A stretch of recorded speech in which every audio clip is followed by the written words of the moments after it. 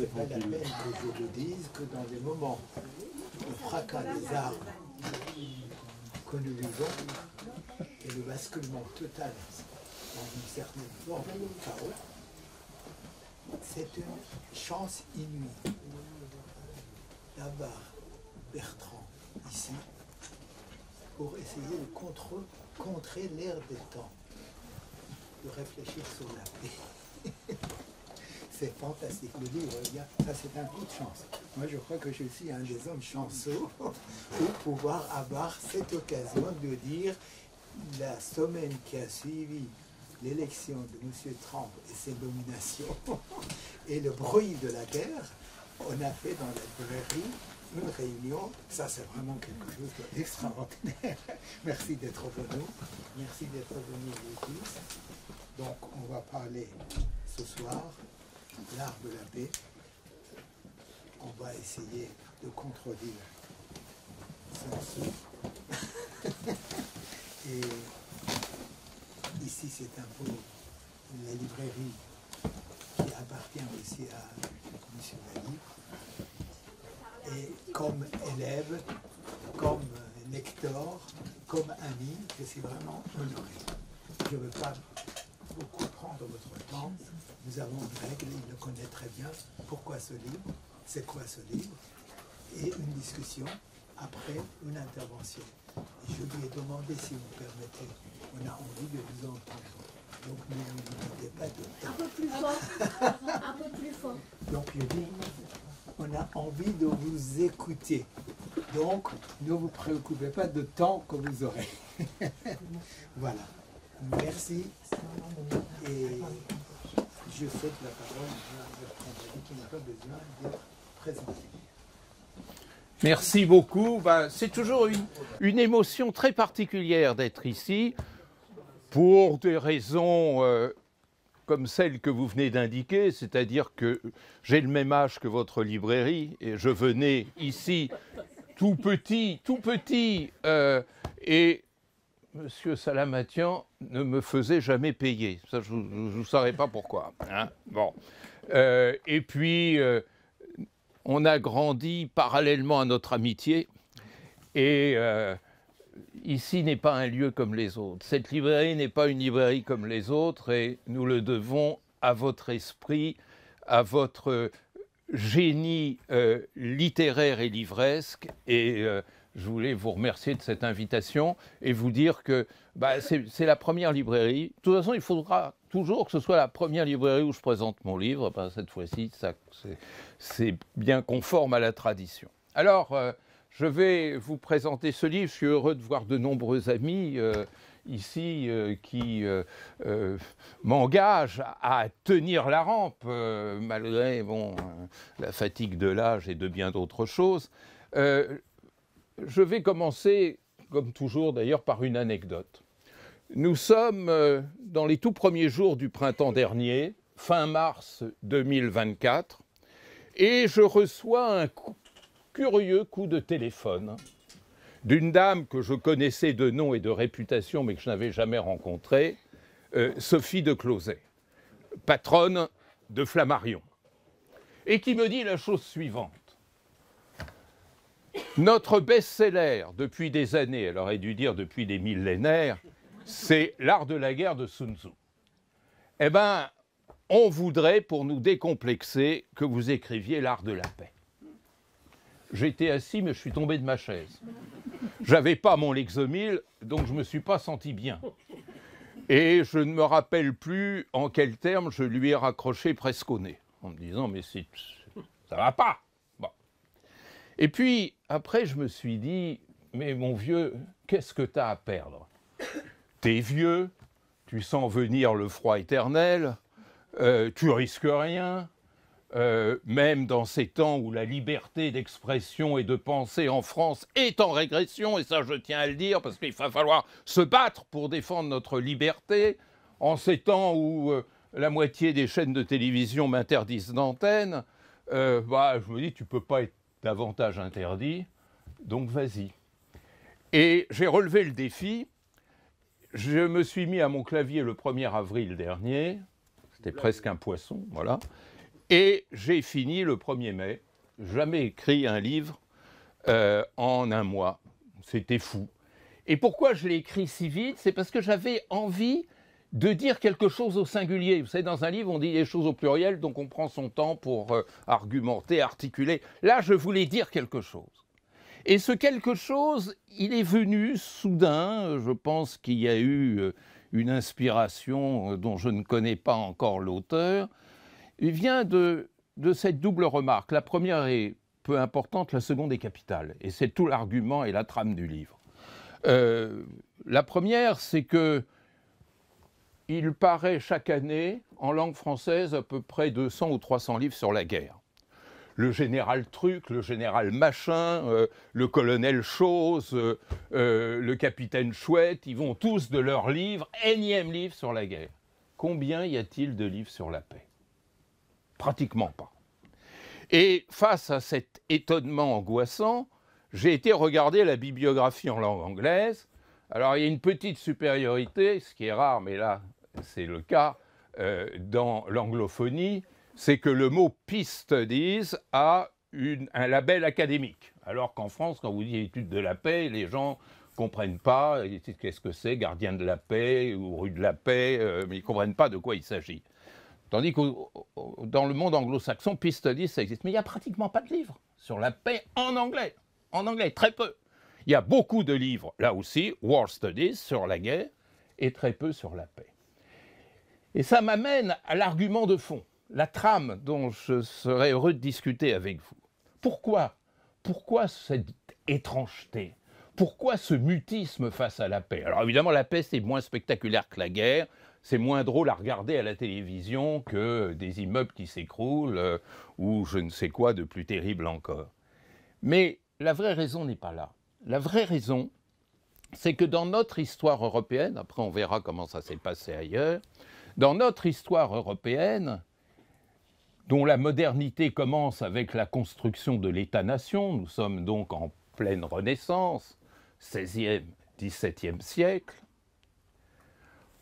on a fait de la guerre un rouage politique essentiel. C'est-à-dire qu'à mesure que l'État-nation s'éveillait, on s'est aperçu que l'État, pour survivre, avait besoin de guerre. Et que la guerre, pour exister et se bien porter, avait besoin de l'État. Une connivence implicite était ainsi créée. Et d'ailleurs, je n'invente rien. Je me réfugie à l'ombre d'un très grand historien et sociologue états-unien qui s'appelle Charles Tilly, dont je pense que vous avez dû vendre pas mal de bouquins. Et Charles Tilly a élaboré cette formule qui m'a profondément marqué, mais je ne comprenais pas même la profondeur de ce qu'il voulait dire. War making, state making. L'État a besoin de la guerre, parce que la guerre lui permet de lever l'impôt. C'est de là que vient d'ailleurs l'impôt qui se lève. Parce que la guerre permet de construire une bureaucratie, parce que la guerre construit une armée qui devient le socle du pouvoir politique, et quelquefois même se confond avec. Parce que la guerre est un instrument de mobilisation des citoyens et d'entretien de l'obéissance, de l'alignement citoyen. Ah, que la guerre est jolie, nous disait Apollinaire, avec une certaine ironie, mais moi c'est sans ironie du tout que je vous dis « Ah, que la guerre a été utile à l'État ». Et de même, l'État a ainsi entretenu la flamme de la guerre, et celle-ci est devenue, s'est installée au centre de notre théorie politique. Le grand philosophe Hobbes, à la page 126 de l'édition Siret de 1971, vous l'avez celle-là, on peut vérifier tout de suite, dit les États, enfin il ne dit pas les États, à l'époque on disait les souverains, sont entre eux comme des gladiateurs. Et donc la boucle est bouclée. Et du coup, la pauvre paix, que devient-elle? Rien. La paix devient dès lors la non-guerre. La guerre en creux. Et d'ailleurs, on nous parle tout le temps d'avant-guerre, d'après-guerre, d'entre-deux-guerres. Est-ce que vous entendez parler d'avant-paix, d'après-paix ou d'entre-deux-paix? Quand on dit entre-deux-paix, même, ça, c'est nauséabond. Hein. Donc, tout est inversé. Et la paix n'a jamais été définie dans notre culture. Il n'y a pas de définition. Paix vient du latin, je l'explique dans les premières pages de mon livre, du latin pax, et pax vient du même latin pactum. Ça veut dire la transaction. Cette espèce de compromis qu'on passe pour souffler un peu avant la prochaine guerre. Et on mêle, dans l'horreur de la situation du Proche-Orient aujourd'hui, on mêle le mot paix au mot trêve et au mot cessez-le-feu, en oubliant que la trêve et le cessez-le-feu appartiennent au vocabulaire guerrier. C'est ce qui permet de reprendre son souffle avant de se relancer plus fort et plus grand dans une nouvelle étape de la guerre. Alors, je disais ça à peu près, en termes moins élaborés, parce que je n'avais pas encore mon livre en tête, un jour à Conakry, après avoir dégusté cette magnifique bière guinéenne qui s'appelle la Guy Lux. Oui, c'est vrai, très bonne. Et donc, ragaillardi par la Guy Lux, et non par le Guy Lux, je dis des choses de cette nature à mon public guinéen, et se lève, premier, deuxième rang, un jeune, 20 ans, 22 ans, 23 ans, qui me dit « Mais monsieur, non, ce que vous dites, c'est pas juste. » Ah bon ? Oui, parce que chez nous, les Peuls, la paix a une définition, c'est la santé du groupe. C'est pas loin de salam. Et salamation, c'est la paix positive. Et ça m'a amené, c'est le prologue de mon livre, à chercher le sens du mot paix, alors en haoussa, en chinois. En chinois, l'idéogramme qui exprime la paix, c'est une femme assise sous un toit, ce qui est très beau. Alors il y a des gens qui disent « mais non, c'est macho ». Je dis « c'est pas macho du tout ». C'est la paix comme intégration, comme foyer en quelque sorte. Et j'ai été quand même, à mesure que j'élaborais cette thèse de la guerre nécessaire, pire que ça, de la guerre fonctionnelle, la guerre utile, la guerre indispensable aux relations internationales modernes, quand deux souverains se font face, imaginons que nous soyons deux souverains, si on a une dispute, comme on est souverain, il n'y aura personne pour nous arbitrer. Donc, quelle solution il nous reste ? Nous taper dessus. Et c'est le plus fort qui gagnera. Et c'est devenu la règle fonctionnelle des rapports interétatiques du XVIIe siècle, je dirais jusqu'en 1945. La guerre fonctionnelle. Quelle honte ! Quelle honte ! Alors que quand vous lisez Sun Tzu, l'homme qui m'a recommandé pour écrire L'Art de la paix, Sun Tzu, dès le VIe siècle avant Jésus-Christ, nous dit la meilleure guerre, c'est celle qu'on gagne sans avoir à la faire.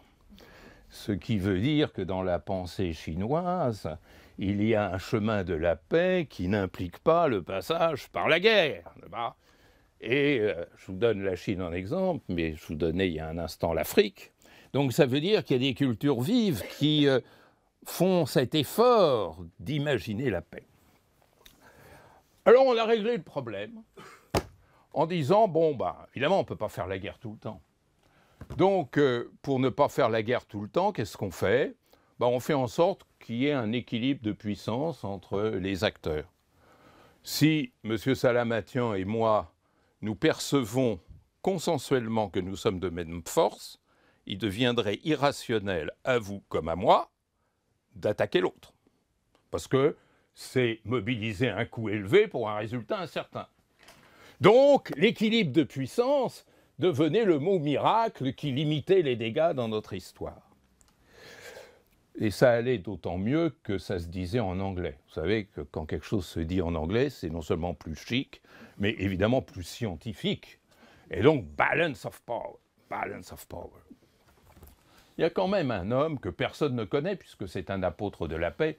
La règle, c'est qu'on ne connaît pas les apôtres de la paix, on ne connaît que ceux de la guerre, ça aussi, c'est dans notre culture. Cet homme, c'est l'abbé de Saint-Pierre. Il n'était pas plus abbé que moi, d'ailleurs, mais c'était un Normand, un bas Normand, il était de la banlieue de Cherbourg. Et c'était en même temps un grand diplomate. C'est l'homme qui a négocié les traités d'Utrecht et de Rastatt qui ont mis fin à la guerre de succession d'Espagne. Donc c'est quelqu'un qui savait de quoi il parlait. Hein. J'allais dire une méchanceté, mais je suis enregistré. Donc je ne vais pas la dire. Et donc cet homme a dit, mais attendez, équilibre de puissance. C'est le premier à avoir dit ça. Équilibre de puissance. Vous êtes fous de compter là-dessus. Parce que si vous dites équilibre de puissance, par définition, vous dites fragilité. Tout équilibre est fragile. Donc, si vous comptez sur l'équilibre de puissance pour limiter ou contenir la guerre, vous êtes assis perpétuellement sur un volcan. Et c'est d'ailleurs ce qui s'est passé, puisqu'il y a eu plus de temps de guerre que de temps de paix dans l'histoire européenne, entre 1618, début de la guerre de 30 ans, jusqu'à 1945. Et le roi, c'est le régent à l'époque, était tellement furieux qu'il ait dit ça, qu'il l'a viré de l'Académie française. Aujourd'hui, on ne vous vire plus de l'Académie française, mais on vous vire d'LCI, par exemple. Bon. Voilà. Et effectivement, nous n'avons pas pensé la paix jusqu'en 1945. Alors, depuis 1945, et ça je vous le dis à 7h moins 12, parce que c'est vraiment un moment important, ce calcul ne fonctionne plus, ne marche plus. Parce que, pardon de vous dire ça, le pari hobbesien, il a fonctionné. Il a fonctionné pendant 3 siècles. Pendant 3 siècles, la guerre a été effectivement utile. La guerre rapportait des territoires, rapportait des droits nouveaux, rapportait des dominations, rapportait une réputation, rapportait une hégémonie même, comme la Pax Britannica ou la Pax Americana, copie de la vieille Pax Romana. Aujourd'hui, ça ne marche plus. Et la thèse de mon livre, là on touche au centre de la problématique, c'est de dire aujourd'hui la guerre est totalement irrationnelle. Elle est totalement irrationnelle parce qu'elle coûte de plus en plus cher. Les guerres aujourd'hui sont de plus en plus coûteuses. Les guerres aujourd'hui sont de plus en plus destructrices. Les guerres aujourd'hui sont de plus en plus meurtrières. Meurtrières de sous-hommes. 45 000 Gazaouis morts, c'est quand même moins important qu'un monsieur qui tombe par terre à Amsterdam. Et la presse en parlera infiniment moins, n'est-ce pas? Mais quand même, ces guerres, aujourd'hui, sont destructrices et meurtrières. Vous savez que la coexistence pacifique, la fameuse coexistence pacifique, 1947-1989, a quand même fait 36 millions de morts. Et vous savez que dans la statistique, ce qu'on appelle, terme affreux, la nécrométrie des guerres, on est au top. Donc les guerres sont de plus en plus meurtrières et destructrices, mais les guerres ne rapportent plus. Elles ne rapportent plus parce que le puissant est toujours battu. Regardez les États-Unis, depuis 1945, ils ont perdu toutes les guerres. La guerre du Vietnam, la guerre d'Irak, la guerre d'Afghanistan, la guerre de Somalie, la guerre de Saint-Domingue, et on pourrait continuer. Ils en ont gagné une. La guerre de Grenade, où en 1983, le président Reagan a battu une armée de 89 hommes. Quand même, pour la superpuissance nucléaire, c'était un exploit. Donc vous voyez, ma thèse ne fonctionne pas totalement. Mais quand même, il faut méditer ce point qui est capital. Pourquoi la puissance est toujours battue? Et je citais les États-Unis, mais la France, c'est la même chose. Battue dans les guerres de décolonisation et battue récemment dans la guerre au Sahel, même si M. Lecornu, je l'entendais l'autre jour, expliquer qu'on a été les grands vainqueurs de la guerre du Sahel. Bon, là aussi, j'avais oublié de prendre mon Lexomil et ça m'a été fatal. Bon. Et puis l'URSS a été battue en Afghanistan, et puis Poutine a été battu en Ukraine.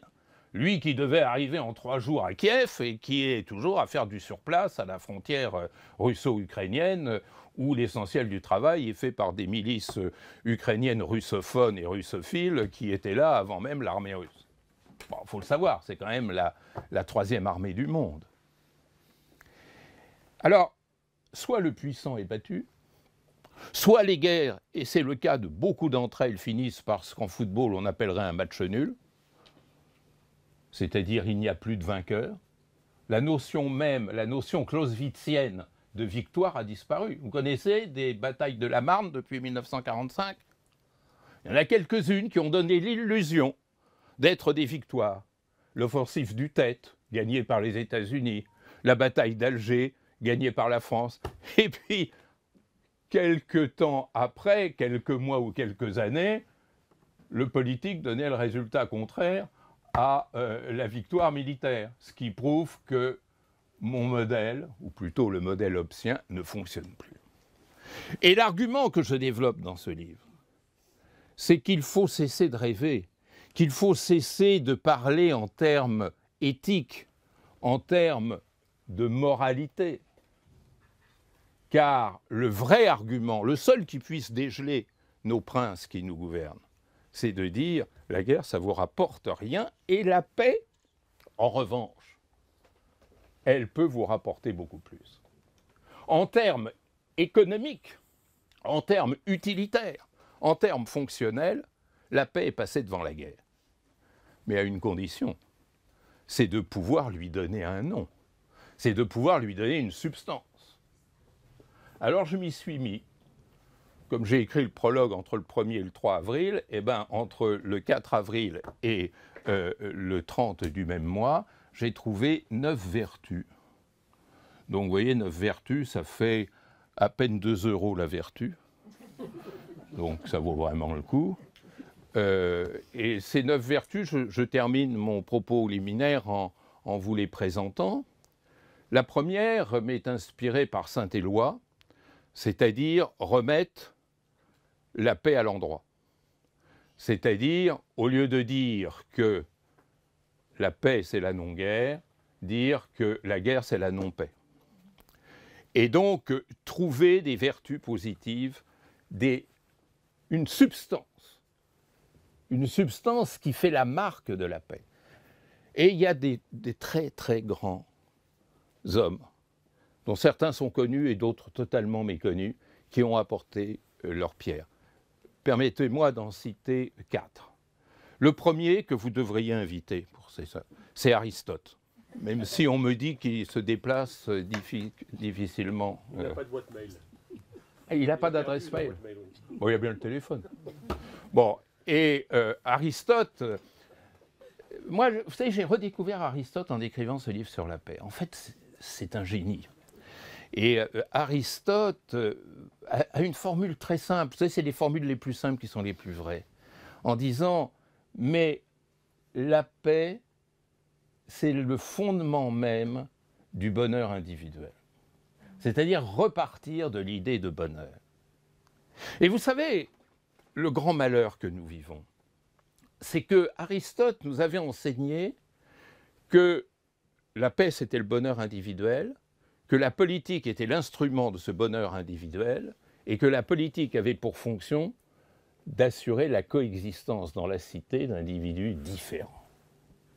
Et nous avons vécu sur cette idée pendant plus d'un millénaire, jusqu'à ce qu'un voyou arrive, et qui s'appelait Thomas Hobbes, qui a dit « Mais non, la politique, ça ne sert pas à assurer la coexistence entre individus, ça sert à produire de la sécurité. » C'est Retailleau avant la lettre.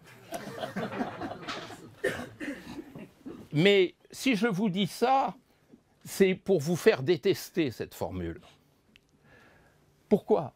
Parce qu'on s'aperçoit que ce mot « sécurité » que tant de gens ont à la bouche, c'est le vrai ferment de la guerre. Parce que si je pars du postulat de sécurité, c'est que je considère l'autre comme une menace. Et si je considère l'autre comme une menace, je dois me protéger de l'autre, et la meilleure façon de me protéger de l'autre, c'est de le cogner. Il faut comprendre cette inversion dont nous sommes victimes. Et que Hobbes avait besoin de mobiliser, je suis un peu méchant en disant que c'était un voyou, mais c'était pour des raisons en fait beaucoup plus pratiques, qui étaient légitimer l'État. Et c'est là qu'on retrouve l'État égale guerre, égale protecteur de la sécurité. Rayez ce mot de sécurité. Il ne vous sert à rien et il vous inspire le mal. Alors ça, c'est déjà la base aristotélicienne, qui a tenu jusqu'à Hobbes, après il a disparu des écrans. Le deuxième homme, c'est un théologien algérien que j'ai découvert avec un plaisir enthousiaste. Un théologien algérien du 5e siècle, qui habitait la ville d'Hippone, et c'était Saint-Augustin.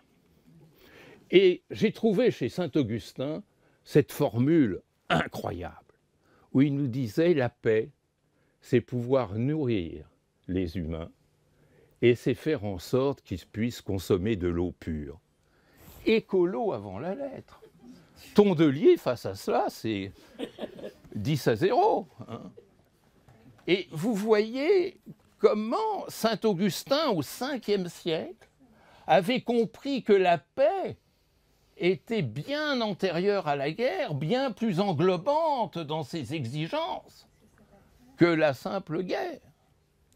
Et le troisième homme, alors il est totalement inconnu, sortez son nom dans les dîners en ville parce que vous devenez immédiatement une vedette, c'est Marcille de Padoue.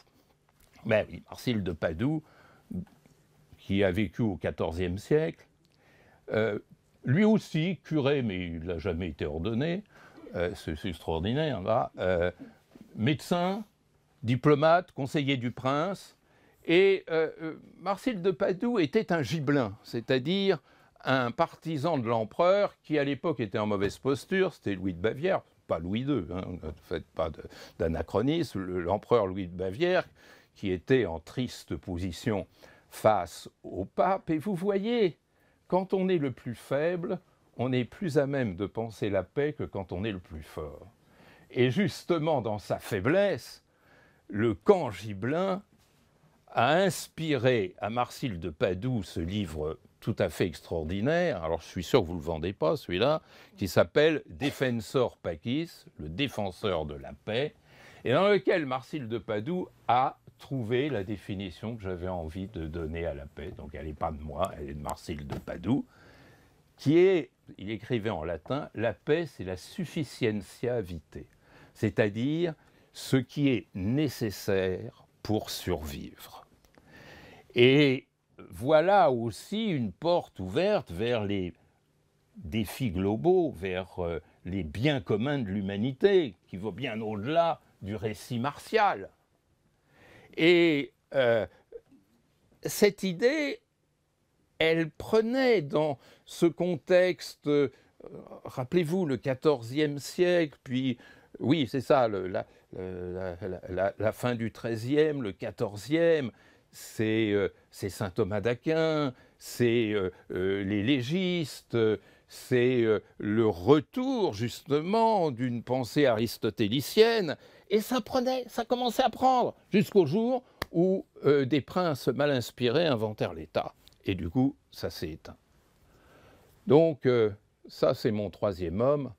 Évidemment le quatrième homme, en fait c'est deux personnes en même temps, parce que sans se connaître, ils ont dit des choses très proches. C'est l'abbé de Saint-Pierre dont je vous parlais tout à l'heure, et le grand philosophe Emmanuel Kant, qui a écrit justement ce traité de la paix perpétuelle. Alors, j'ai énormément de respect pour Kant, mais il y a quelque chose quand même qui est gênant et qui peut-être explique toute l'ambiguïté kantienne. C'est que Kant, dans l'ambiance de son temps, considérait que la guerre, c'était la nature humaine. Et l'idée de Kant, c'était de dire il faut inventer un rempart contre une pulsion humaine. La pulsion humaine, c'est déjà depuis Héraclite, c'est-à-dire l'homme, il est fait pour se taper, les hommes sont faits, enfin les humains sont faits pour se taper dessus. Et Kant dit il faut essayer de corriger ça. Moi, je dis, je ne sais pas si les humains sont programmés pour se taper dessus ou pour s'aimer, mais il faut, eh bien voilà, il faut dépasser ces postulats indémontrables. Hein, et repartir, ça c'est la face brillante du christianisme, de l'idée « aimez-vous les uns les autres », qui est l'anti-Héraclite et d'un certain point de vue l'anti-Kant. Hein. Alors personne n'a compris la formule du Christ « aimez-vous les uns les autres », les gens disent c'est du porno, etc. Non, c'est cette idée durkheimienne, le Christ n'avait pas encore lu Durkheim, qu'il ne peut pas y avoir d'ordre social sans liens sociaux fondamentaux. On ne peut rien faire sans lien social. Voilà le parachèvement de la vérité. Donc ça, c'est la première des vertus.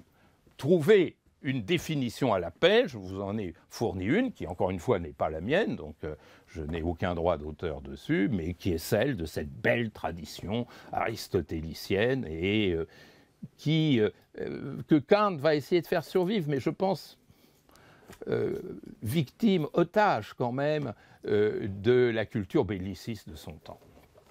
La deuxième exigence, c'est penser la paix comme humaine. C'est-à-dire, il faut... La grande erreur, et encore une fois, c'est Raymond Aron, l'homme qui a tout faux dans sa vie, je suis désolé de le dire, c'est un très grand monsieur, mais en même temps, c'est le penseur de la guerre froide, donc c'est un penseur totalement dépassé. C'est lui qui dit, il n'y a pas de paix, il n'y a que des entre-deux-guerres. Et il nous dit, la guerre, c'est le résultat de la rivalité millénaire entre États. Mais il se trompe, parce que la deuxième vertu de la paix, c'est qu'elle va bien au-delà de la question de la guerre. C'est-à-dire que la guerre, c'est un petit morceau de l'humanité, un morceau finalement peu glorieux, mais il y a bien d'autres choses dans l'humain que l'instinct de guerre. Il y a l'instinct de survie, il y a l'instinct de solidarité, il y a l'instinct de compassion, d'empathie. Regardez cette formidable empathie qu'il y a pour la cause palestinienne partout dans le monde. Malgré des tétanies diplomatiques, cette espèce, il y a quand même cette positivité très forte de, je dirais, l'international de la souffrance, de l'empathie à l'égard de la souffrance de l'autre. Et ça va bien au-delà de la question de la guerre ou de la paix. Justement, il faut sortir la paix de cette réduction que constitue la non-guerre. La troisième vertu, c'est que la paix ne peut être que globale. C'est-à-dire, la paix globale, c'est quoi? C'est la paix qui sait répondre aux défis planétaires. C'est-à-dire que l'on a gommé de l'idée de paix ce qui est la cible essentielle aujourd'hui, c'est-à-dire lutter contre le changement climatique, lutter contre l'insécurité sanitaire, lutter contre l'insécurité alimentaire. Vous savez que la faim dans le monde, ça tue 10 millions de personnes par an, là où le terrorisme en tue entre 10 000 et 40 000. Bon, c'est déjà beaucoup, mais je veux dire, ce n'est pas la même échelle. La faim dans le monde, c'est l'équivalent de 8 attaques par jour sur le World Trade Center pendant toute l'année. Bon. Et donc, la paix passe par l'endiguement de cette insécurité alimentaire. Et ça, rendons hommage à plusieurs personnes qui l'ont découvert à bas bruit. Ces formidables commissions que les Nations Unies ont réussi à réunir dans les années 80. Donc, avant même la chute du mur. La commission Brandt, dont plus personne ne se souvient.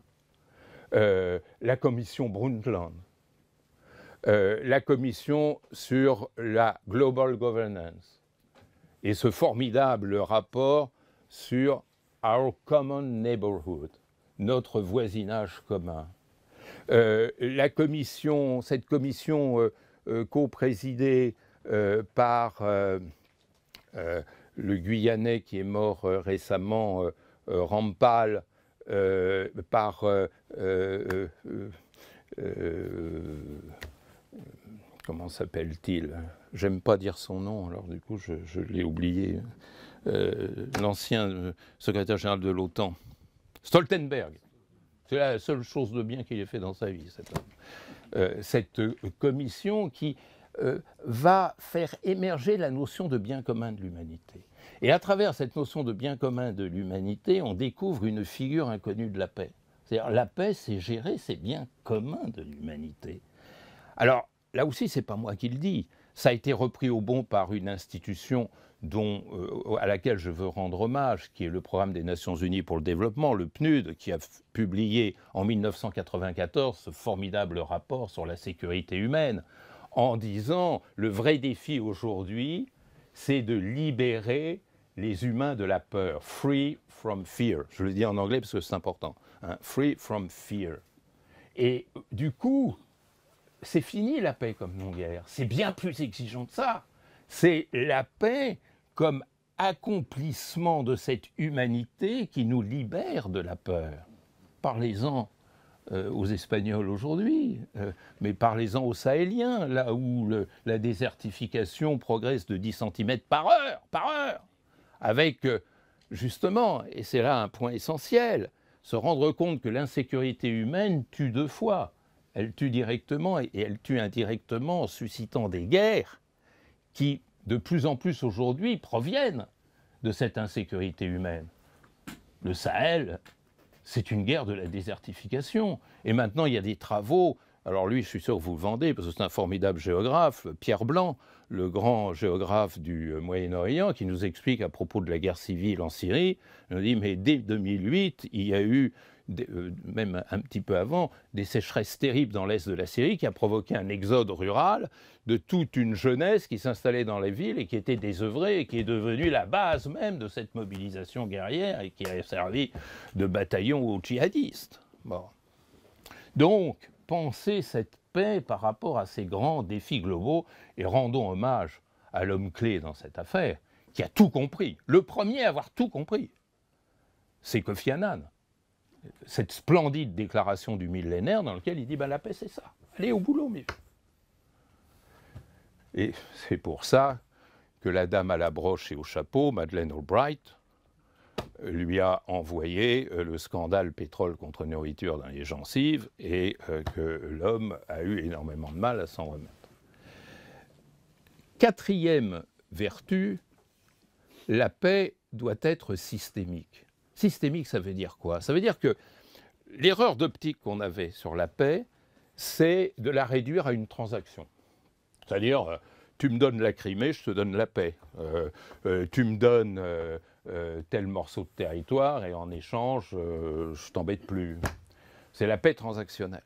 Ou alors, sur un autre mode, je te laisse exploiter ton charbon et tu me laisses exploiter les centrales nucléaires. Je parle que c'est avec ça qu'on pourra atteindre la sécurité climatique. Bon. Donc ça, c'est fini. C'est-à-dire, on voit maintenant que le chemin de la paix, c'est de savoir mêler les secteurs. On ne peut pas faire une vraie paix sans mêler l'économique, le social, le culturel, peut-être le religieux, le politique, l'institutionnel. Paix systémique. Et cela m'amène à ma sixième vertu. Cinquième, il en manque une. Ah, zut. Attendez. Il y a une interruption pour régulation. Ah oui! Cinquième, c'est la paix subjective. La paix subjective, ça veut dire quoi? Ça veut dire qu'il n'y a pas de paix possible sans comprendre l'autre. Vous savez, nous avons vécu sur un incroyable volcan dans notre longue histoire européenne moderne, sur l'idée que nous avions inventé tous les concepts et que ceux-ci nous permettaient de comprendre l'humanité tout entière. Et le grand défi dans la guerre, dans les conflits d'aujourd'hui, c'est la bataille de sens. C'est le fait qu'en Chine, en Afrique, au Moyen-Orient, en Europe, on ne donne pas le même sens aux mêmes mots et aux mêmes enjeux. Non pas parce qu'on est différent, tous les humains sont absolument semblables. Non pas parce que nos cultures sont différentes, ça, on dit ça sur TF1. Pour une raison beaucoup plus profonde, parce que nos expériences historiques ne sont pas les mêmes. La mémoire qui dérive de l'histoire chinoise n'a rien à voir avec la mémoire qui dérive de l'histoire africaine ou de la mémoire de l'histoire européenne. Moyennant quoi, vous avez des rigolos qui vous disent, tiens, l'Afrique est jamais l'homme africain n'est jamais entré dans l'histoire. Bah oui, c'est facile, on ne connaît pas son histoire, donc on dit, il n'est pas entré dans l'histoire. Hein. Bon, simplement, le bonhomme qui a dit ça, justement, il ne connaissait pas l'histoire. Ça se renverse, la proposition. Et du coup, la paix, c'est connaître l'autre. C'est connaître le sens que l'autre donne aux mots. J'étais au début du mois de septembre en Chine. J'ai eu une splendide rencontre avec mes collègues chinois des universités de Pékin et de Nankin. Et par exemple, ils me disaient, le mot alliance, il n'a pas son équivalent chinois. Quand vous n'arrêtez pas sur TF1, TF2, TF3, TF4, et puis LCI ou elle ne sait pas quoi, à dire l'axe russo-sino-iranien, quelquefois on remet la Corée du Nord par-dessus, voilà. Mais c'est du n'importe quoi. Mes collègues chinois me disaient, mais en 4000 ans d'histoire, on n'a jamais été allié à personne. Et ça veut dire que le mot, il me disait, en chinois, il n'y a pas de mot pour alliance. Et on pourrait continuer. Hein. C'est juste un exemple que je vous donne parmi tant d'autres. Et donc, si on veut construire la paix, il faut non pas imposer un sens à l'autre, mais commencer par comprendre le sens de l'autre. Et puis continuer en se disant, et comment lui, il comprend mon sens? Vous avez posé cette question? Comment un Chinois comprend la politique étrangère occidentale? Et puis, troisième question, comment il comprend que je le comprends? Voilà, ça c'est la paix subjective. La sixième, c'est la paix institutionnelle. C'est-à-dire, si on veut que vraiment il y ait un ordre positif de la paix, il faut des institutions. Et là, bon, je crois que j'ai quand même beaucoup parlé, donc je vais commencer à me taire, mais brièvement, il faut enterrer définitivement Wilson. Wilson est à l'origine du malheur de notre monde. Pourquoi? Parce qu'il a inventé un multilatéralisme Canada Dry, c'est-à-dire un faux multilatéralisme, face à un homme qui avait compris ce qu'était le vrai multilatéralisme, qui est le français Léon Bourgeois, qu'on a étouffé à l'époque, parce que Clémenceau avait tellement peur que Léon Bourgeois lui pique sa place de président de la République, qu'il n'a pas eu d'ailleurs, qu'il a empêché de venir à Versailles. Et qu'il a dit à Wilson, mais oui, faites.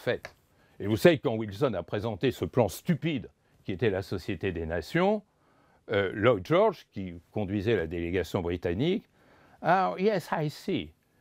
You want to rebuild the European concert. C'est-à-dire, pour lui, c'était le concert européen. C'est quoi le concert européen? C'est le concert de puissance. Et qu'est-ce que c'est le Conseil de sécurité? C'est le concert de puissance. Et ça, c'est Wilson. Pourquoi? Parce que Wilson, en bon professeur de droit constitutionnel états-unien, considérait que l'essentiel, c'était de sauvegarder la souveraineté du plus fort. Voilà. Donc, on va mettre les 4 ou 5 plus forts dans la même pièce, et puis ils fabriqueront la paix et la guerre. Vous avez vu ce que ça a donné. Donc, il faut reconstruire, et comme le grand Kofi Annan nous l'avait proposé, en repartant du multilatéralisme social. Ce qui était d'ailleurs la proposition de Bourgeois. Hein. Je vous lisais son livre pour une société des nations, vous savez qu'il l'a écrit en 1907. Publié en 1910, écrit en 1907, où il explique ce qu'est le vrai multilatéralisme. Septièmement, merci Marie-Laure de m'accompagner dans ma numérotation.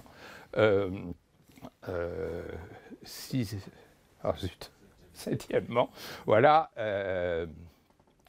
Septièmement, une paix diplomatique. Il faut réinventer la diplomatie. Il ne faut pas la dissoudre, comme quelqu'un que je n'ai pas le droit de nommer l'a fait allègrement. Il faut au contraire la réinventer. Et là, moi, j'ai quelqu'un qui m'a beaucoup inspiré, c'est un universitaire canadien qui s'appelle Paul Sharp, qui disait « La diplomatie, c'est l'art de gérer les séparations ». C'est une formidable formule. Aujourd'hui, on croit que la diplomatie, ça consiste à prendre le thé avec le prince de Monaco ou avec le roi du Maroc. Alors que la vraie diplomatie, c'est d'être là où il y a de vraies séparations et de savoir les gérer. Voilà.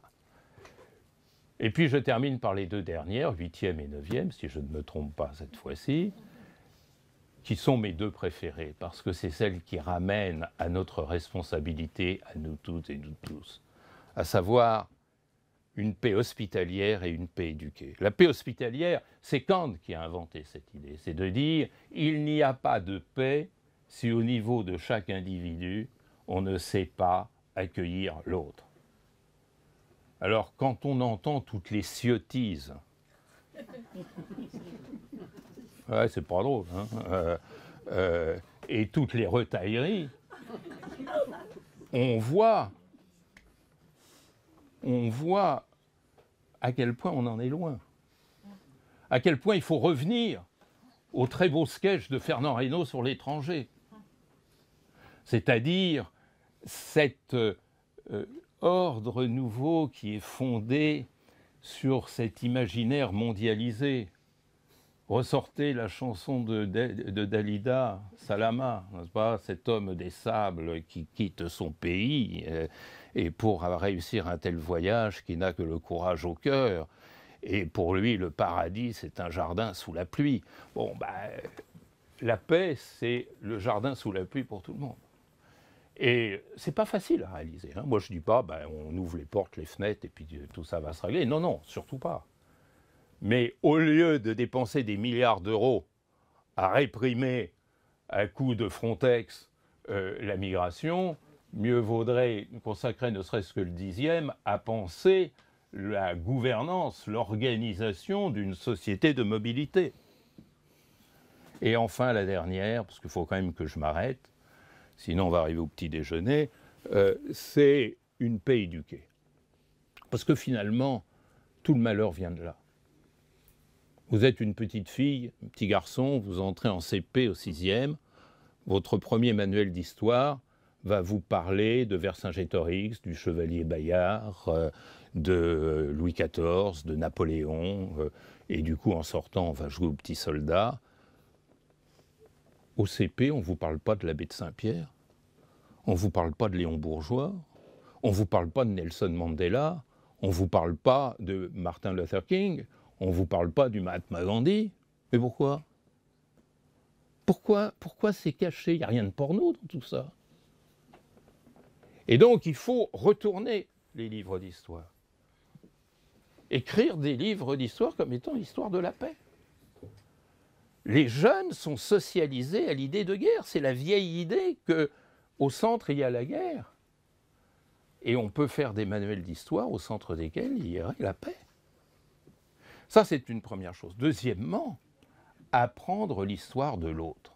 Moi, je suis frappé que l'histoire de France, histoire de France, histoire de France, même à Sciences Po, où il y a les étudiants les plus intelligents du monde, et qui savent tout, quand je me mets à leur parler de l'histoire des empires chinois, quand je parle des Tang, des Song, des Wei ou des Han, tout ça dans le désordre, ils ne comprennent pas, ils regardent sur le voisin comment ça s'écrit. Et là, il y a quelque chose qui ne va pas. Pourquoi n'apprend-on jamais l'histoire africaine précoloniale ? L'empire Songhai, l'empire du Mali, l'empire du Ghana, et d'autres aussi, l'empire du Congo après. Là. Mais pourquoi ? Pourquoi n'apprend-on pas l'histoire de la pensée au Moyen-Orient ? Si vous dites Ibn Khaldoun, les gens disent il est enrhumé.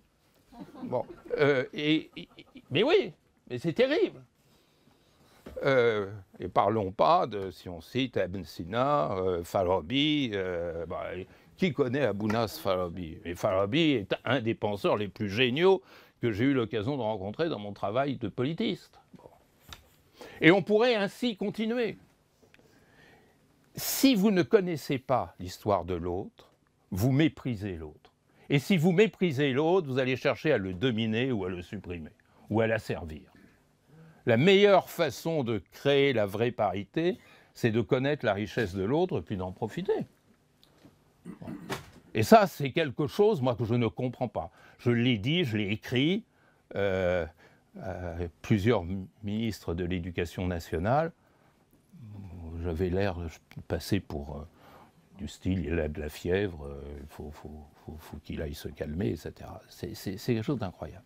Et la troisième chose, c'est qu'il faut apprendre aux jeunes qui sont des piétons de la mondialité. Et c'est ça la vraie paix.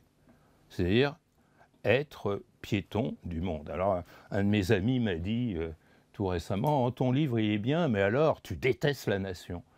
Je dis, je déteste pas la nation, je suis du 3e millénaire, c'est-à-dire un temps mondialisé. Et il faut apprendre cette mondialité. Et apprendre la mondialité, c'est apprendre aussi les défis communs. C'est apprendre à un enfant de 6 ans pourquoi, quand il sort d'une pièce, il faut qu'il coupe l'électricité. C'est un geste de mondialité parce que quand vous fermez l'électricité dans une pièce, eh bien vous rendez service à l'humanité tout entière. Et il faut expliquer ça aux jeunes. C'est pas seulement parce que c'est mal élevé de ne pas fermer. On s'en fout que ce soit mal élevé. Ce qui compte, c'est que vous faites du bien à l'humanité tout entière quand vous économisez de l'énergie. Vous faites du bien à un Burkinabé, à un Bolivien et à un Chinois en même temps.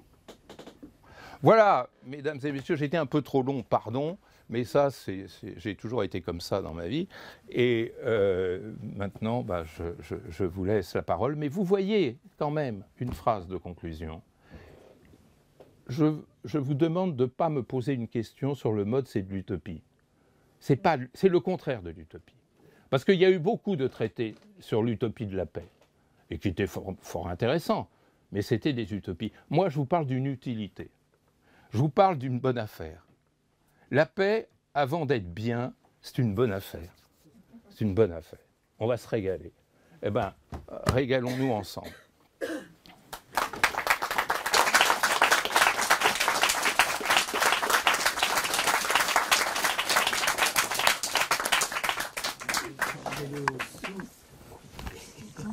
De plaisir.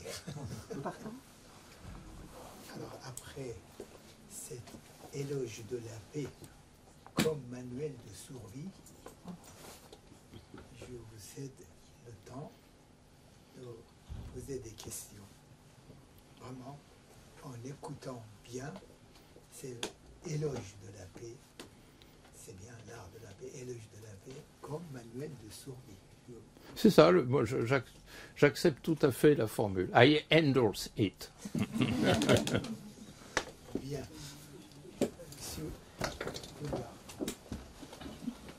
Monsieur Badi, encore très heureux de vous revoir chaque fois qu'on s'est vu. Je suis toujours très heureux. Et en regardant, et vous l'avez évoqué tout à l'heure dans votre prologue, votre échange à Conakry.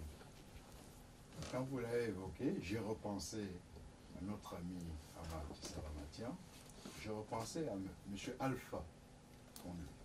Ah bah oui, qui était mon collègue ici, la rue d'en face. Et c'est là que j'arrive à une chose en disant, il y a comme une espèce de renversement de valeur. À peine d'être reparti, que la Guinée-Conakry s'est encore retournée vers ses vieux démons et où aujourd'hui les Malinqués et les autres ne veulent plus s'entendre parce qu'il y a toujours ces intérêts, l'instinct de domination. Est-ce qu'aujourd'hui, sans vous faire offense, cher M. Badi, par rapport à ce continent, que vous connaissez très bien, vous avez professé, est-ce que vous n'êtes pas en train de prêcher dans le désert? Il n'y a pas que du désert en Afrique. Il y a même des villes en pleine expansion. Alors, je suis d'accord avec vous. Alors, au début, c'était à 65%, c'est tombé juste en dessous de 50%. Parce que votre diagnostic est juste. Mais je dirais que votre étiologie est fausse. C'est-à-dire, vous avez raison, toutes les pathologies, tous les mots MAUX que vous décrivez sont parfaitement exacts, mais je ne suis pas d'accord sur l'explication que vous en donnez. Pourquoi? Parce que le premier drame de l'Afrique, c'est l'échec de sa décolonisation. Et l'échec de sa décolonisation, c'est quoi? C'est bien entendu les circonstances violentes de celle-ci, mais il y a pire. C'est que l'Afrique, dans l'instantanéité de son indépendance, n'a pas pu inventer son politique. Il ne faut pas oublier qu'en Europe, on a mis 5 siècles pour inventer l'État-nation. Ça a commencé au XIIIe et ça a fini au XVIIIe, peut-être même au XIXe siècle.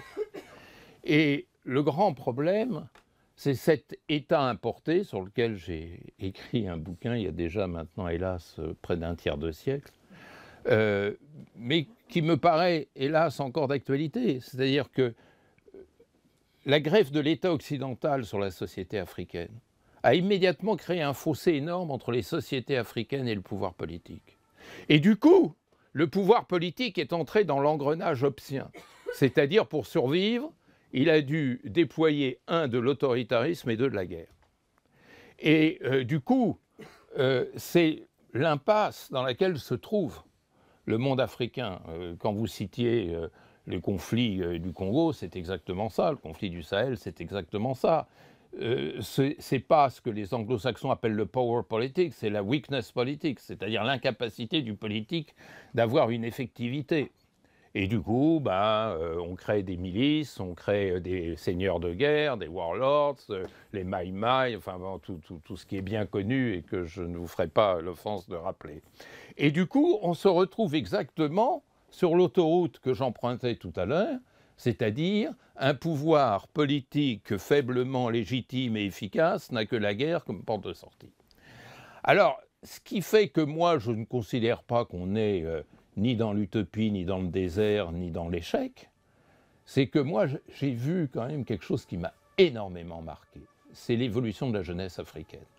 Quand j'allais faire cours dans les amphis en Afrique dans les années 80-90, j'en sortais un peu frustré parce que j'avais deux discours. Le discours mimétique, c'est-à-dire il faut faire comme vous, et le discours tiers-mondiste, c'est-à-dire tout ça c'est votre faute, on est les victimes de votre domination, de votre capitalisme, etc. Maintenant j'entends un troisième discours qui est quand même assez extraordinaire. C'est un discours, écoutez, vous, votre dépendance, votre imitation, tout ça on s'en fout. Ce qu'on veut c'est inventer quelque chose.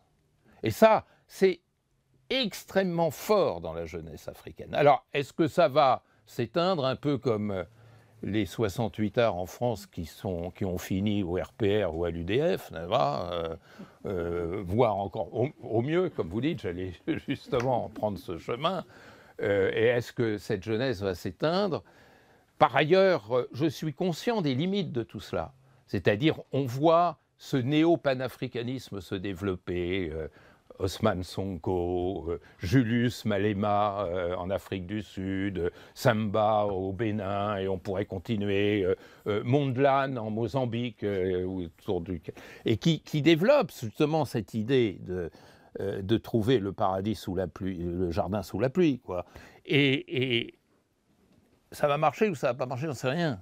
Mais je dis qu'il y a une voie, je dis que ça existe. Je dis que ces gens-là auraient intérêt aussi à faire preuve de plus de réalisme, de retenue, d'attention.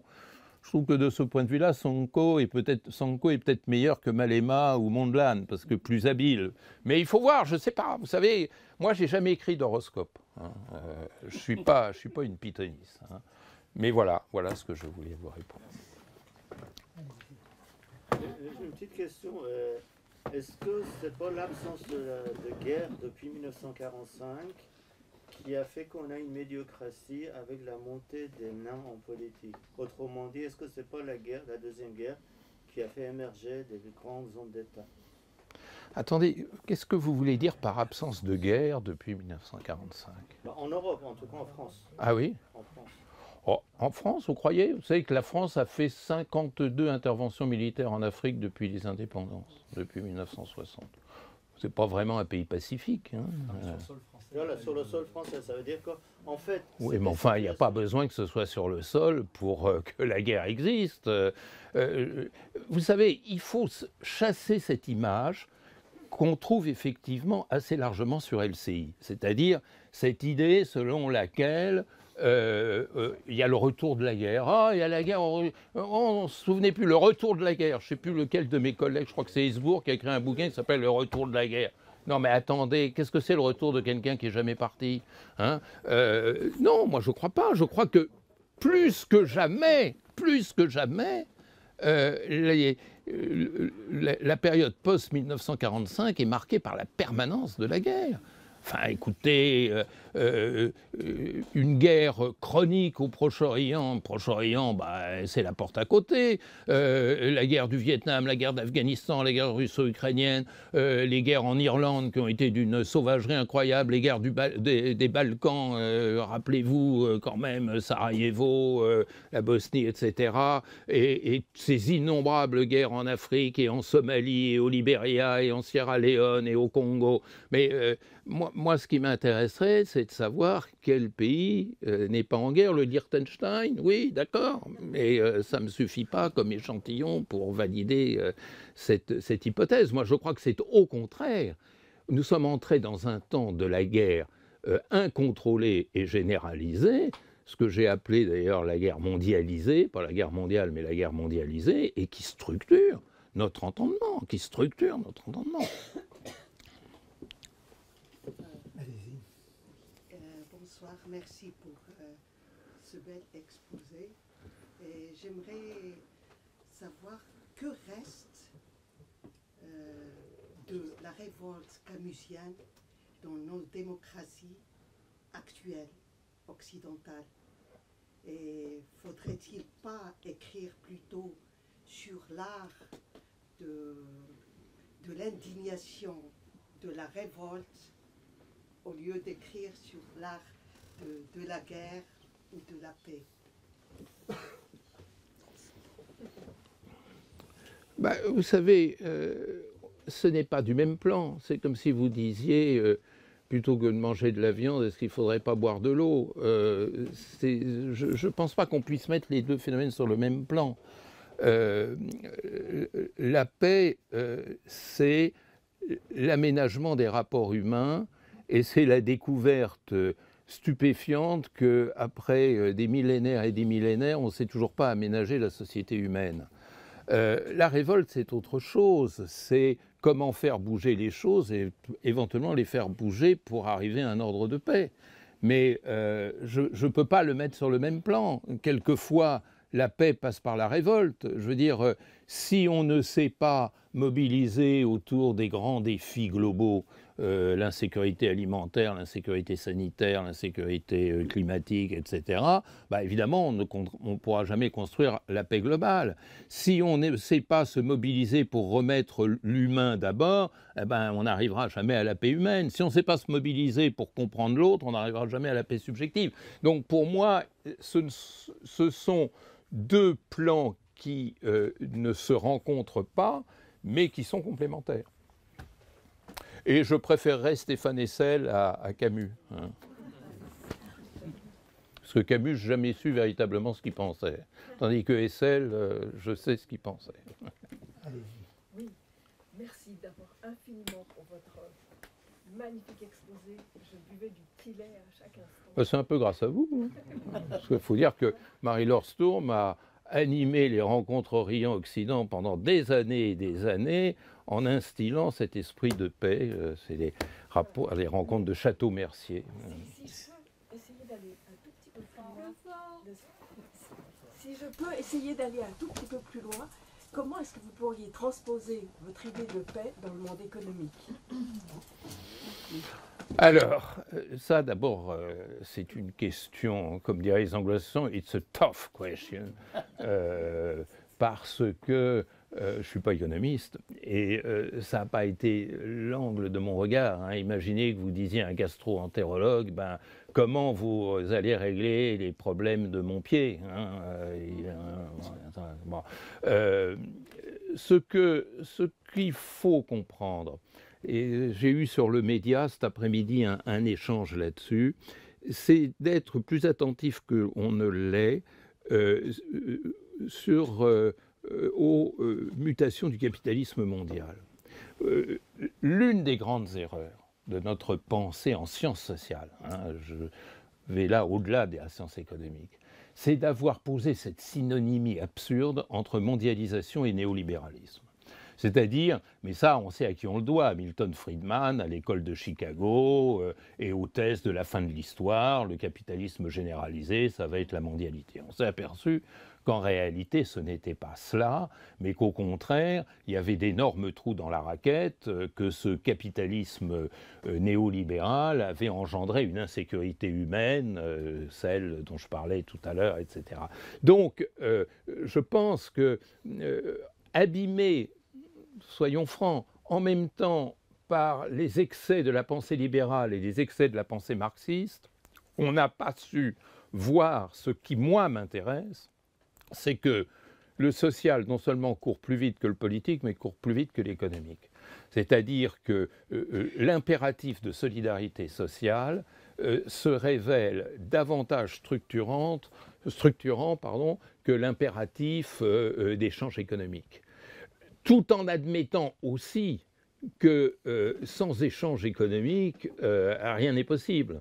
Moi, je vais vous choquer, vous allez tous sortir par protestation, mais l'accord avec le Mercosur ne me fait pas peur. Comment peut-on exiger de pays qui ne sont pas du même niveau de développement que nous de pouvoir avoir une éthique identique à la nôtre? C'est une équation impossible.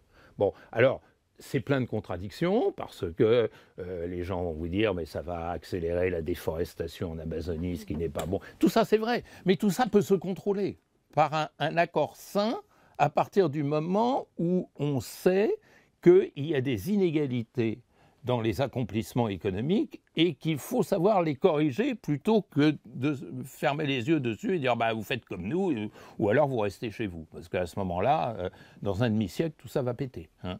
Donc, il faut reprendre la main sur l'économique à partir de cet impératif social. Et là non plus, je n'invente rien. C'est exactement le discours du PNUD sur la sécurité humaine, c'est le discours de Kofi Annan sur son fameux discours du millénaire. C'est exactement ça, l'idée. Maintenant, c'est vrai, le journaliste du Média cet après-midi m'interrogeait sur Elon Musk qui est en train de réaliser un drôle de mariage. L'ultralibéralisme avec l'hyper-autocratie. Hein. C'est vrai qu'on se demande à quoi va ressembler l'enfant, hein, que vont faire ensemble Trump et Musk. Hein. Bon, bah oui, ça a quelque chose de profondément inquiétant. Mais moi, mon pari, parce que j'ai toujours un fond d'optimisme, mon pari, c'est qu'il y aura d'autres Elon Musk qui auront d'autres stratégies. C'est-à-dire que c'est trop facile de dire, bah voilà, l'état du capitalisme actuel amène à ce genre de comportement. Non, je crois que c'est un choix et il peut très bien y avoir d'autres choix. Évidemment, c'est pas Bolloré qui sera l'autre choix. Oui, merci de votre présentation. C'était lié par rapport à l'économie, justement, si affirmer que c'est une bonne affaire parler de paix, mais nous amène à une chose que dit Edgar Morin, le délire collectif. C'est parce que c'est des mots qui s'utilisent déjà dans certains... les mots que vous avez évoqués, gardien de la paix, ça évoque déjà dans certaines, on va dire, sociétés ou dans les ODS ou dans les systèmes économiques, ça évoque déjà, mais dans votre affirmation, c'est l'utilité que ça peut donner une bonne affaire. C'était par rapport à... Que c'est, pardon? C'est une bonne affaire, vous parlez... Oui. Non, la paix, ça peut... C'est une bonne affaire, oui. Oui, mais alors attention, il y a là une sorte de détournement de langage. C'est-à-dire que, au premier coup d'œil, Trump est un pacifiste, il n'aime pas la guerre. Mais il n'aime pas la guerre parce qu'il trouve que ce n'est pas une bonne affaire, mais il n'aime pas la paix parce qu'il ignore, justement, cette substance de la paix que j'essayais de décrire, c'est-à-dire cette paix humaine, cette paix globale. La preuve, il n'y a pas plus climato-sceptique que ce bonhomme. Hein. Et ce qui est l'anti-paix, cet homme est l'anti-paix par définition. Alors, si vous êtes journaliste à TF1, vous allez dire c'est un homme de paix. Et on voit très bien ce qu'on veut dire par là. C'est-à-dire que c'est un homme qui a, je crois, sincèrement envie d'arrêter le conflit russo-ukrainien, parce que ça ne lui sert à rien, et même le conflit israélo-palestinien, parce que ça ne sert à rien, puis de toute façon, les Palestiniens, ça ne sert à rien non plus. Bon, ça, c'est la vision que Trump a de ces deux conflits. Mais ce que je dis dans ce livre, c'est exactement le contraire. C'est-à-dire la paix, c'est pas ça du tout. La paix, c'est construire la coexistence, la société humaine. Parler à Trump de paix hospitalière. Parlez-lui de paix globale. Parlez-lui de paix humaine. Bon, d'abord, je ne suis pas sûr que cet homme sache lire, ni comprendre les concepts. Mais au-delà de ça, c'est l'anti-paix. Il parle de la paix du XXe siècle, du XVIIe siècle, pas de la paix du XXIe siècle. Monsieur le professeur, tout à l'heure, je suis très content de vous voir. C'est un plaisir de vous écouter. Oui, je vais parler plus fort.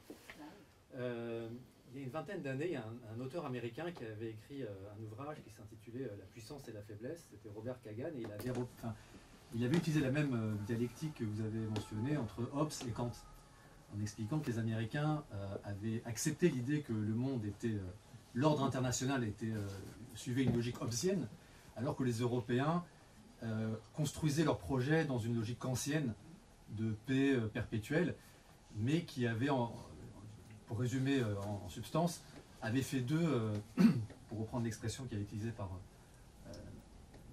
notre président de la République, des herbivores. Oui, ça, cette expression-là, il y a 25 ans qu'elle circule. Hein. Il n'a rien inventé. Moi, Védrine répète ça depuis 20 ans, et Védrine l'a piqué à d'autres. Hein. La conséquence, selon Kagan, c'était de dire que les Européens se condamnaient à une forme d'impuissance par cette logique kantienne, et qu'ils n'avaient plus de main, en quelque sorte. Et l'exigence de mondialité que vous avez mentionnée, est-ce qu'elle est compatible avec une telle faiblesse qui est illustrée aujourd'hui sur un plan... L'Union européenne est un nain géopolitique. Est-ce qu'elle n'est pas... elle est compatible donc avec cette caractéristique donc, qui est prêtée au projet européen, et ça rejoint peut-être la question de monsieur tout à l'heure. Et surtout, l'exigence de mondialité, elle implique une souveraineté mondiale. Non ? Je ne sais pas ce que ça veut dire, souveraineté mondiale. L'idée qu'il y a quelque chose qui pourrait surplomber les puissances... Alors, c'est plus une souveraineté à ce moment-là. Parce que la souveraineté, c'est toujours face à une autre souveraineté. La question, c'est que la souveraineté se définit par rapport à l'extérieur. Oui. Parce que les exigences, en fait, l'exigence de mondialité, pour répondre aux défis climatiques, alimentaires, etc., ça supposerait une sorte de gouvernance... Gouvernance, d'accord.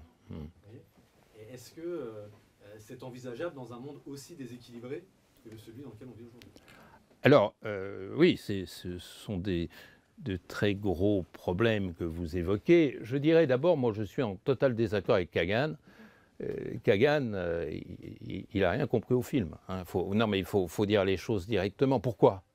Parce que la vraie faiblesse, c'est celle de la puissance. Les vrais faibles aujourd'hui, c'est les États-Unis. Quand le secrétaire d'État américain, M. Blinken, va 11 fois au Proche-Orient depuis le 7 octobre dernier et qui revient bredouille, vous voyez de la puissance là-dedans? Quand les Américains sont battus par tout le monde, sauf par l'île de Grenade, encore une fois, vous voyez de la puissance là-dedans? Quand les Américains qui, du temps de la guerre de 67 et de la guerre de 73, réglaient les conflits au Moyen-Orient par un coup de fil entre Nixon et Brejnev ou entre Johnson et Brejnev pour la guerre de 67, il y avait effectivement une hégémonie partagée entre les deux superpuissances. Aujourd'hui, elle a complètement disparu. Donc, lorsque Kagan projette effectivement cette idée de faiblesse sur l'Europe, et effectivement, alors je ne sais pas si c'est lui qui est à l'origine de cette image que je trouve personnellement absurde, j'aurais trouvé l'image des herbivores-carnivores dans une copie d'étudiants, il n'y aurait pas eu la moyenne. Hein, mais parce que c'est vraiment ne rien comprendre aux données actuelles. Pourquoi ce n'est rien comprendre aux données actuelles? Parce que les données actuelles, si on les regarde de très très près, c'est ceux que vous avez très justement pointés, c'est-à-dire savoir gérer les défis communs. Alors l'Europe, elle a bien des défauts, mais elle a quand même mis un doigt dans l'engrenage pour avancer dans la gestion de défis communs à l'Europe. Ça se passe de plus en plus mal, parce que l'Europe est de plus en plus divisée, mais en tous les cas, elle a compris le problème. L'Europe a compris le problème. Et d'ailleurs, face aux grands défis globaux, l'Europe est bien meilleure que les États-Unis. Donc la puissance, elle est du côté de l'Europe. Et sur le plan commercial, d'ailleurs, l'Europe est bien meilleure que les États-Unis aussi. Donc il ne faut pas non plus se voir toujours au bas de l'échelle. Hein. Ça, c'est un premier point. Deuxièmement, et vous avez tout à fait raison, le véritable enjeu, c'est construire la gouvernance globale. Mais la gouvernance globale, on est en plein dedans. Si vous prenez l'avion, c'est bien parce qu'il y a une gouvernance globale, sinon vous ne pourriez jamais embarquer. Si vous téléphonez à Singapour ou à Bruxelles ou le 22 à Asnières, c'est parce qu'il y a une gouvernance globale. Si vous pouvez tapoter sur votre ordinateur, c'est parce qu'il y a une gouvernance globale. Si vous pouvez consommer les médicaments indiens avec tous les problèmes que ça pose, c'est aussi parce qu'il y a une gouvernance globale.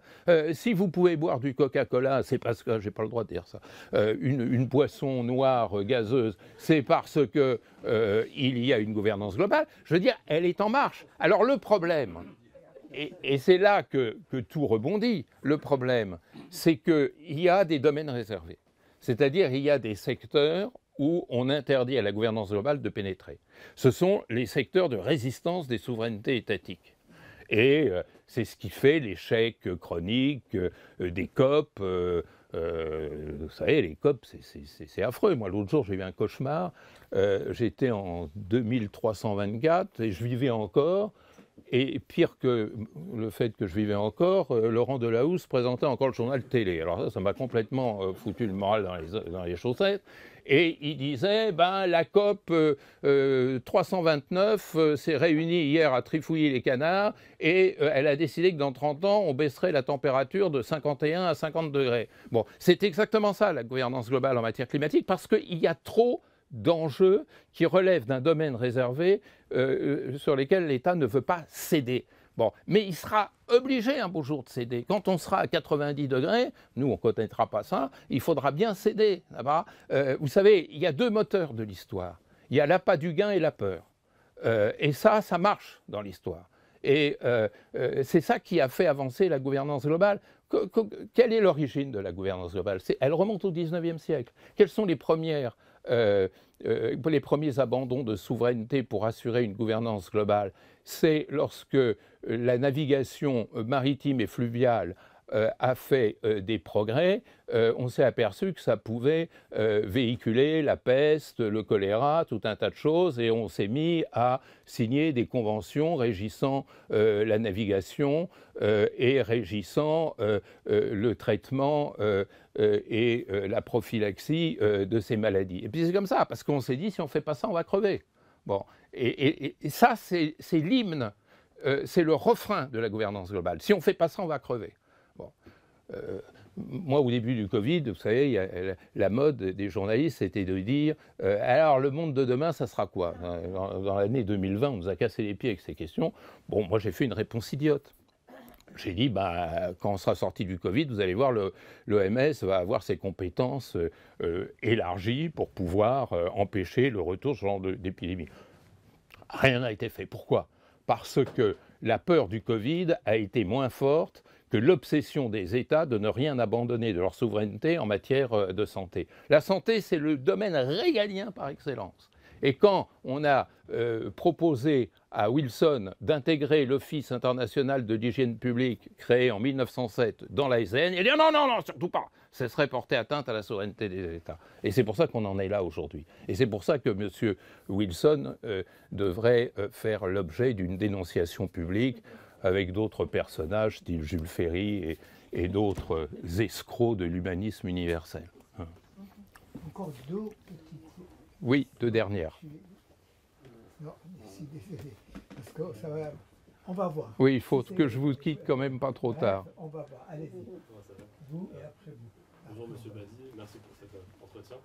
J'avais une question, est-ce qu'il n'y a pas une contradiction fondamentale entre la mémoire dont vous avez parlé, périmétrée, c'est-à-dire par exemple la mémoire chinoise, la mémoire africaine, etc., et le piéton mondial dont vous avez parlé par la suite?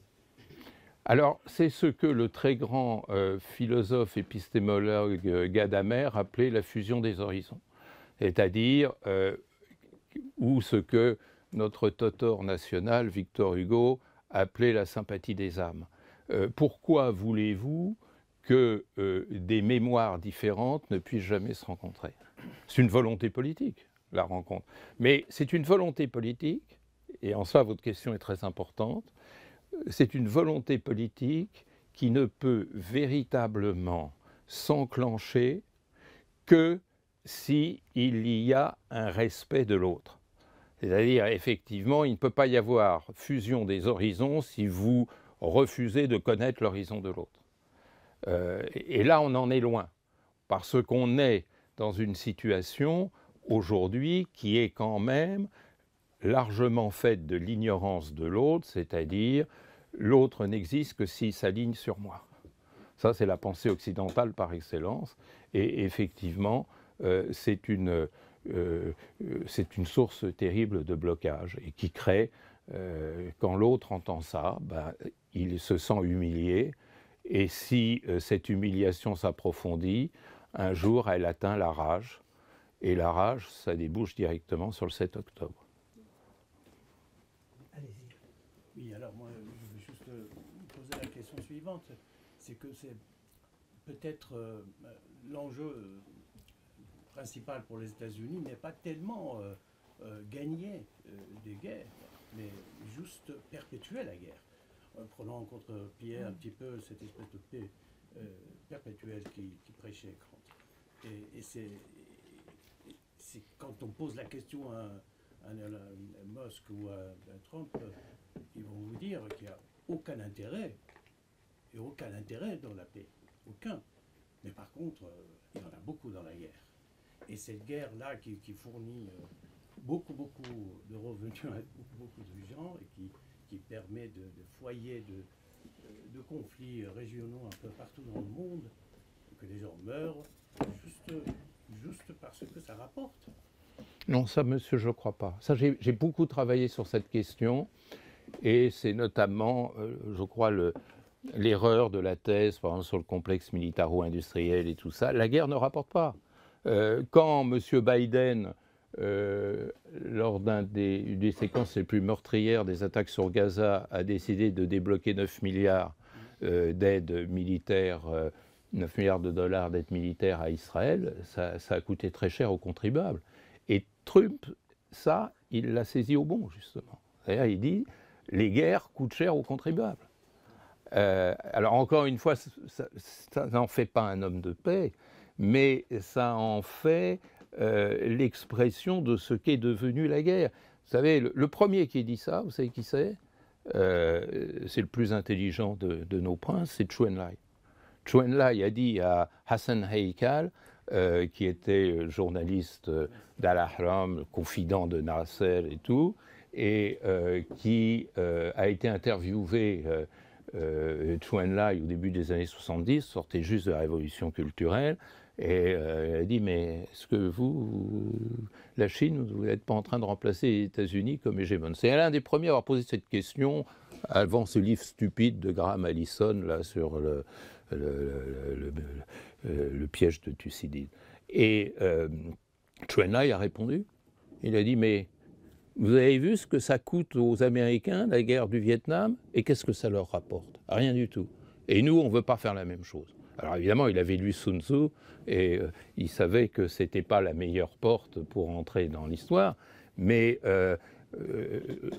je crois qu'aujourd'hui, la guerre est d'abord une source de ruine pour les économies, et M. Poutine est en train de se ruiner aussi dans cette guerre stupide qui mène en Ukraine. Est-ce que je peux encore vous fatiguer pour passer d'autres questions? Et il va falloir que je me retire bientôt, je suis désolé. C'est pas une question, j'aimerais simplement... j'admire votre art de la pédagogie. Je voulais simplement ne pas oublier Michel Rocard. Vous ne l'avez pas cité parce que ce n'est pas un grand penseur.